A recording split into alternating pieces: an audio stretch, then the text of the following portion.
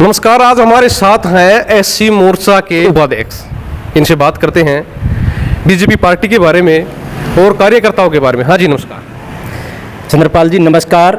आज देश 75वां अमृत महोत्सव मना रहा है, इसके लिए सभी दर्शकों को कृष्ण फौजी की तरफ से जय हिंद जय हिंद। तो बात करें बीजेपी पार्टी की, आदमपुर के अंदर चुनाव होने हैं, कुलदीप बिश्नोई बीजेपी पार्टी में शामिल हो गए हैं, तो कितना फायदा कितना नुकसान होगा बीजेपी पार्टी को? मैं फौजी होने के नाते से खरी खरी बात बता सकता हूँ। यहाँ पर चौधरी भजनलाल जी का गढ़ था और ये गढ़ बना रहा है अभी तक। और ये 26 सालों से बोले हमारा वनवास था, वनवास काट के और बीजेपी के अंदर शामिल हुए हैं। अच्छी बात है, शामिल हुए हैं, इनका वनवास खत्म होया। अभी आदमपुर की हल्का ये इनको देखेगी भी ये कैसे काम करते हैं। पहले भी विजय रहे हैं, क्या क्या काम किए हैं मैं आपको बता देना चाहता हूँ। 2014 से श्री करण सिंह रनौलिया जी आदमपुर हल्का में आए। आने के बाद 53 गाँवों के 53 पंचायतों में अच्छी तरह से मिलाप किया। और बीजेपी की पहले हाँ इतनी पकड़ नहीं थी, धीरे धीरे श्री करण सिंह रनौलिया जी ने बीजेपी की वो फौज खड़ी की कि इतना बढ़िया माहौल बना। और उसका उदाहरण 2019 में देखने को मिला। जो बोलते हैं ना ये तो एक तरफा ही है, क्योंकि कुलदीप बिश्नोई जी तो गांव में कभी आते ही नहीं थे, विजय हो गए और उसके बाद में 5 साल बाद में आते थे।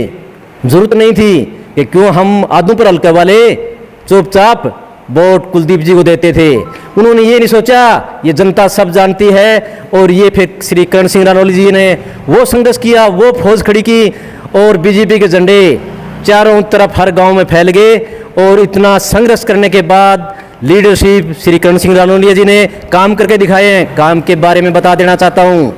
53 गाँव की पंचायतों में हर गाँव में चौक में जाके और पंचायत को बुला के पैसे दिए गए। कितने चाहिए?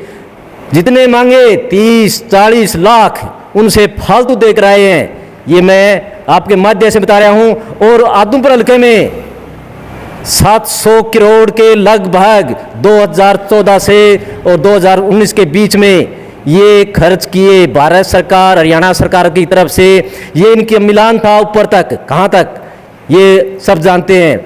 श्री मनोहर लाल साहब जी के पास जाते थे, योजना बनाकर जाते थे। गांव के हल्के के क्या क्या कार्य कराने हैं, गांव के नाले के, खाले के, रोड के, या जो भी जितने भी कार्य कराने हैं लिस्ट बनाकर जाते थे। श्री मनोहर लाल जी कभी मना नहीं करते थे। श्री करण सिंह रनौलिया जी का कोई भी काम मना नहीं करते थे। कारण एक नंबर के ईमानदार है, कोई दाग नहीं है। फिर भी मेरे जैसे कुछ बोल देते, इतने पैसे दिए हैं, कुछ खाए होंगे, कुछ ऐसे बोलने वाले बहुत है। लेकिन उसका भी पूरी छानबीन हुई और सही तरह फिर निखर कर आए।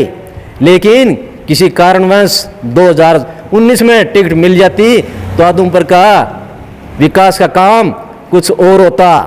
हर गांव से हर मोड़ पर पत्थर लगे हुए हैं। श्री करण सिंह रनौलिया जी मुख्यमंत्री जी के आदेश के अनुसार क्या क्या काम किए हैं।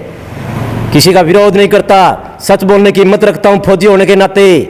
सच बिल्कुल, इसमें किसी का कोई कुछ भी कहे मेरे को, हकीकत है। नहीं तो साथ चलो और गांव में आप सर्वे करना किसके पत्थर लगे हुए हैं। कुलदीप जी के लगे हुए हैं या श्री करण सिंह रनौलिया जी के लगे हुए हैं, विकास के लिए लगे हुए हैं। वो विकास किया आज तक।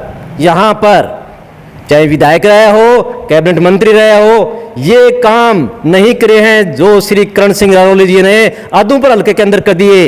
इसके लिए मैं श्री करण सिंह रनौलिया जी को आदमपुर हल्का पूरा का पूरा तय दिल से धन्यवाद देता है। कारण हर बिरादरी, हर घर में पर्सनल श्री करण सिंह रनौलिया का कुर्ता पकड़ के, हाथ पकड़ के बिठा लेते हैं। चौधरी भजनलाल जी थे ना, उन जैसी नीति पर चल रहे हैं। ये बैठो थे, एक है अंदर तक मिलाप है, अंदर तक ले जाते हैं। खुशी में गमी में 5 साल तक सबके साथ रहते हैं। टेलीफोन ये कर दो रात को 12 बजे, उसी टाइम श्री करण सिंह रनौलिया जी का जवाब आएगा। हाँ बोलो, काटेंगे नहीं, पूरी सुनेंगे। काम होने वाला तो सच्चा कहेंगे, नहीं होने वाला है तो सर ये काम नहीं होगा।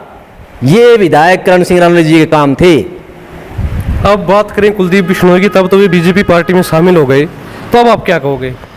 भारतीय जनता पार्टी बहुत बड़ी पार्टी है, देश में नहीं विदेशों में सबसे बड़ी पार्टी है, सबसे बड़ी पार्टी है। और इसका एजेंडा एक परिवारवाद नहीं है। ये हाईकमान का फैसला है किसको टिकट देनी है और किसको नहीं देनी है। ये मैं नहीं कह सकता भी कुलदीप को देंगे, इसके लड़कों को देंगे, इसके बारे में मैं तो बता ही नहीं सकता। लेकिन बीजेपी बहुत बड़ी पार्टी है, वो किसको टिकट देगी, वो किसको नहीं देगी, वो उसका फैसला है। बात करें बीजेपी के कार्यकर्ताओं को लेकर, कार्यकर्ता बीजेपी के खासी नाराज है। नाराज कैसे हैं मैं आपको बता देता हूँ कि कुलदीप बिश्नोई से विरोध करके उन्होंने बीजेपी पार्टी को ज्वाइन की थी। अब कुलदीप बिश्नोई बीजेपी पार्टी में आ गए, अब वे क्या करें? आप चंद्रपाल जी बहुत अच्छा सवाल किया है। बीजेपी के कार्यकर्ता बहुत नाराज है, कोई शक नहीं, इसमें कोई दो राय नहीं है कि जिस चीज के लिए लड़ रहे थे, जिसके वहाँ विपक्ष में कार्य हो रहा था, जो चीज़ भी था, और वो ही फिर हमारे अंदर आ गया। तो कार्यकर्ता नाराज है, बिल्कुल भारी नाराजगी है। ये नाराजगी आगे देखो क्या रंग लाती है क्या नहीं, इसके बारे में अभी नहीं बता सकता। क्या ये नाराजगी कुलदीप बिश्नोई के लिए हानिकारक है? ये तो मैं आपको बता दिया चंद्रपाल साहब आपके चैनल के द्वारा। इसके बारे में अब आगे ही पता चलेगा क्या रंग लाते हैं।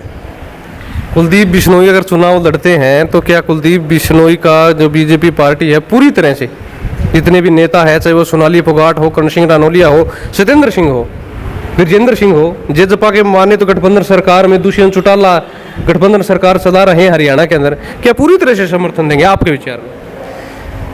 चंद्रपाल जी आपने बहुत गहरा प्रश्न कर दिया। आपने ठीक बोला, कोई भी किसान, कोई भी जमींदार जब अपनी खेती, अपने हल्का जब पूरा तैयार करता है और उसके बाद में आकर कोई अन्य दूसरा अपना हक जमाता है तो दर्द है। आपने जिनका नाम लिया, सत्येंद्र जी, सोनाली फोगाट जी, कर्ण सिंह रानौलिया जी और जेजेपी वाले, तो दिक्कत तो होगी, इसमें कोई दो राय नहीं है। अब ये कैसे इनका अरेंजमेंट करेंगे, कैसे तालमेल करेंगे, ये इनका खुद का व्यक्तिगत है, इसके बारे में मैं नहीं बता सकता। तो ये थे हमारे साथ कृष्ण फौजी जी बगड़ा वाले, तो इन्होंने खूब बढ़िया विचार अपने व्यक्त किए हैं। आप भी कमेंट बॉक्स में राय जरूर दीजिएगा, बने रहिएगा चैनल के साथ। मिलते हैं अगली वीडियो में, धन्यवाद।